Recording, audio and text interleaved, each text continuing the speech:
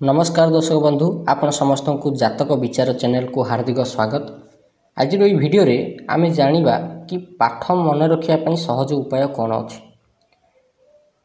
पाठ मन रखिया पई का अनेक पिला चाहती, अनेक पिला बहुत कठिन परिश्रम करती, पाठ पढ़ती, हेले से माने भूली जाती, जहा फल से माने भल मार्क रखि पारंतिनी। पिला माने तांको बापा मांकर आक्रोशर शिकार हुअंती, बापा माँ सबुबले तांको ऊपर रागंती, अनेक गाड़ी गुलज करती। तेणु पिला माने बेले बेले किछि भूल पदक्षेप नहीं जाती, आत्महत्या कर दियंती किंबा कुआडे घर छाड़ी पळै जाती, निज बापा मांकर कथा सह्य करि न पारिकरी। एभली क्षेत्र रे किछि एमिति ज्योतिष शास्त्र रे उपाय अछि कि जहार माध्यम रे पाठ भल मन रखी हबो, स्मरण शक्ति को बढ़ाई हबो। यार उत्तर होउछि हाँ अछि। आज रो भिडियोटी को आपण संपूर्ण देखंतु।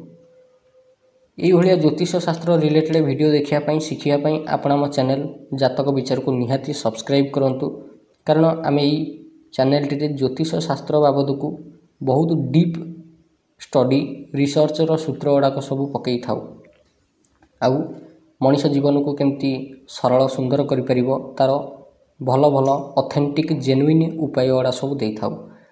एबे आसीबा आमे वीडियो उपरकू। साधारणतः ज्योतिष शास्त्र रे 9टी ग्रह अछंती, जो माने मनीषर प्रत्येक कार्यकलापर गतिविधि को नियंत्रण करती। एमानकु नवग्रह बोली कह जाए। नवग्रहक भितर बुध होउछंती बुद्धिर कारक ग्रह, स्मरण शक्तिर कारक ग्रह। साधारणतः लोक 3टी ग्रह को विद्या पाइका देखती। गोटे पिला भल पाठ पढ़िबो कि न पढ़िबो, तार हायर एजुकेशन केते अधिक होबो, सेटा एई 3टा ग्रह को धरिकरी देखा जाए। जणे होउछंती बृहस्पति, जणे होउछंती शुक्र, आउ जणे होउछंती बुध। किंतु जदि कोनोसी भल ज्योतिष शास्त्री को पचारिबे जे ज्योतिष विद्या बाबद को भलरे जानि थबो, से निश्चित कहिबो जे बृहस्पति होउछंती ज्ञानर कारक ग्रह, आउ शुक्र होउछंती कलार कारक ग्रह। जेते प्रकार संसार रे ज्ञान अछि, विद्या अछि, से सबु विद्यार कारक ग्रह हेले बृहस्पति। जेते प्रकार कला अछि, नृत्य कला, कथा कहिबा कला, गीत गाइबा कला, कविता लिखिबा कला, बही लिखिबा कला, ये जो सब जेते प्रकार कला अछि, मूर्ति तैयारी करिबा कला, ये सबु कलार कारक ग्रह होउछंती शुक्र। अभिनय करिवार कला, ये सबु कलार ग्रह होउछंती, कारक ग्रह होउछंती शुक्र। केवल बुध होउछंती एकमात्र ग्रह जे कि मनीषर मस्तिष्क सह जड़ित। आमर स्मरण शक्ति केते प्रखर हबो सेटा बुधंकर स्थिति उपर निर्भर करे। जदि कुंडली रे बुध उच्चस्थ थांती तेबे व्यक्तिर स्मरण शक्ति खूब अधिक हुए। अनेक जिनिस को से सहजरे मन रखि पारे, गोटिए समय रे एकाधिक काम करि पारे। तेणु एठी गोटिए कथा स्पष्ट जे मन रखिबा पई हेले बुध ग्रहंकर स्थिति को बलवान करिबा उचित, बुध ग्रहंक पई उपाय करिबा उचित। Concept clear. तेबे पाठ मन रखिया पई का कोन मंत्र अछि? पाठ मन रखिया पई का मंत्र किछि अछि कि? उत्तर होछि हाँ अछि। सबुठु बेस्ट होछि बुद्धंकर मंत्र जप कले पाठ मने रहे। एटा परीक्षित, अनेक स्टूडेंट मानको ऊपर एटा परीक्षा करिकरी देखिछि, सेमानको देइछि, सेमाने करिसंती। 11 दिन भितर भितर तांकर स्मरण शक्ति डेवलप हो जाइछि, मात्र 11 दिन भितर। मंत्रटी होछि कोन? ओम बूम बुद्धाय नमः।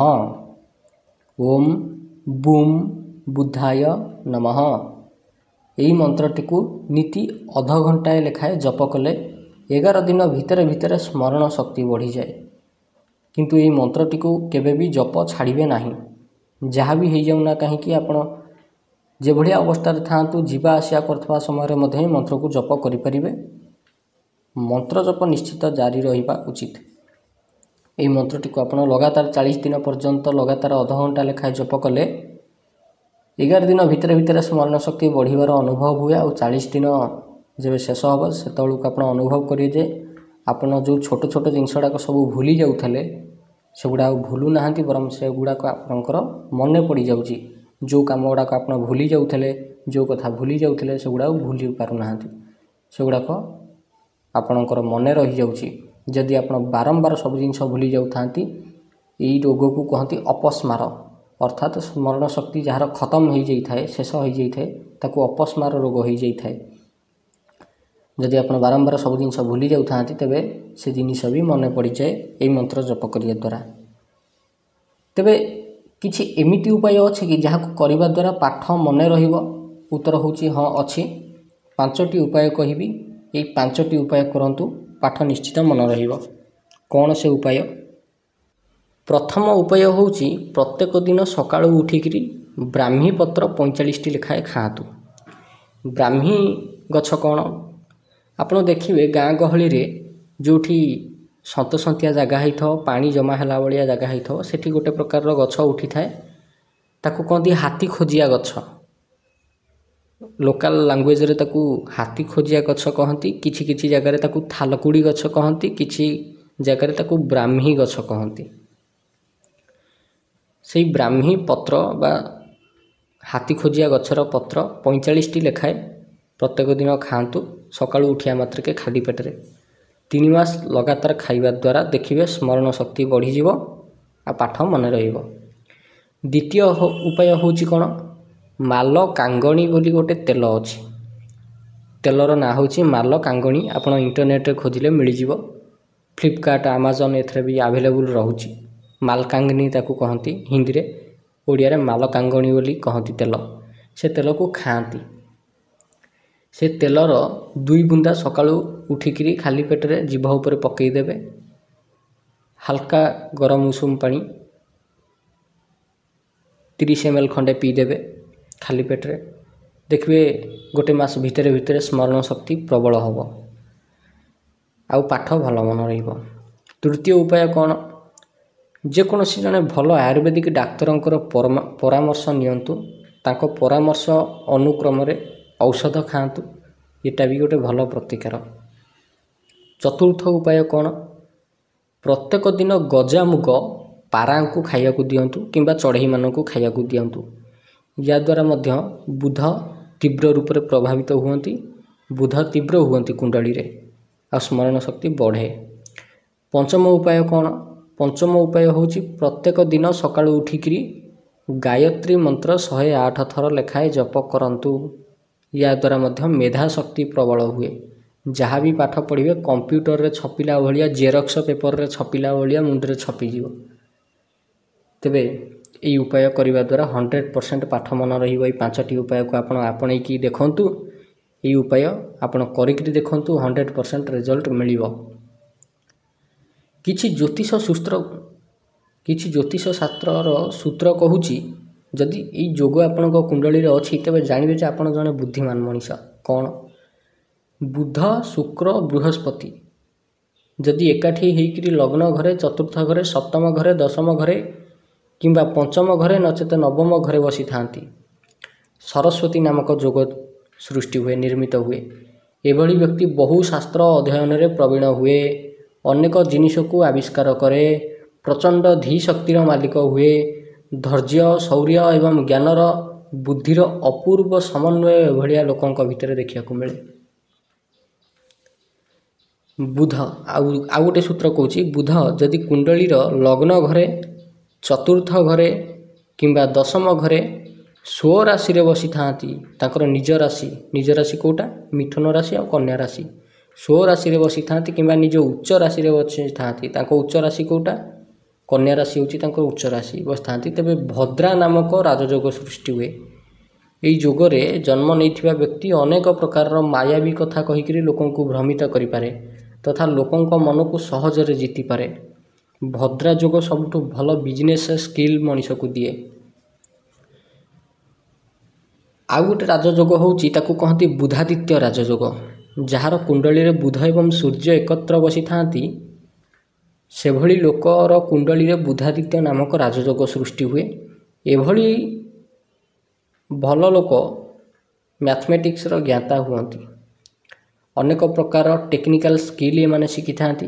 एमाने जन्मरु इंजीनियर, जे कौनसी जिन को सृष्टि करबा और ताकू बिगाड़िबा एमानक बाँ हातर खेल। बुधादित्य राजयोग थिबा व्यक्ति महाधूर्त हुए। महाधूर्त केबे भी काहारी चाटुकारिता कथारे फसेनी, कि टाउटरी कथार फसेनी या कथार छल फसैवाटा भारी कष्ट। बुधादित्य राजयोग थिबा व्यक्तिंकर आउ गोटे विशेष कथा कहूँ एमानकर एनालिटिक्स पावरटा बहुत हेवी माने जेकोसी जिनसर लॉजिकल एनालिसिसटा बहुत भल करिपारंती। फ्यूचर कौन हवाकू जाउची एमाने जानी पारंती। एमाने निजर एनालिसिस बल रे ही जानिदेबे कि फ्यूचर कौन हम जो कामटा आरंभ करिया चाहूँगी सीटा भल हम ना खराब हम। एठी किंतु कुंडली जो तीनटा जोग कथा कहली एठी गोटे कंडीशन आपण मन रखिबे बुध अस्त न होइथबा आवश्यक। जदि बुध अस्त होइगले तेबे पाना रत्न पत्थर पिंधंतु। जदि आपनक कुंडली अनुसार बुध फेवरेबल ग्रह नुहंती तेबे तांकर मंत्र जप करंतु। या द्वारा मध्य भल बेनिफिट मिलिबो। जदि बुध वीक होइगले बा अस्त होइगले तेबे तो एभलिया जोगर विशेष किछि फल आपनको मिलिबनी। किंतु जदि बुध उदय होइकरी अछंती भल पोजिशन रे अछंती भल ग्रहंक द्वारा दूती होइकरी अछंती तेबे तो व्यक्ति ता जीवन रे अनेक सफलता प्राप्ति करि जाय। आशा करूची आपनको वीडियोटी भल लागिथिबो। आज पई वीडियोटी एतिकी। जदि वीडियोटी भल लागिछि एई भली वीडियो देखिया पई आपण हम चैनल जातक विचार को निहाती सब्सक्राइब करंतु। वीडियोटी को शेष पर्यंत देखिथिबारु बहुत बहुत धन्यवाद।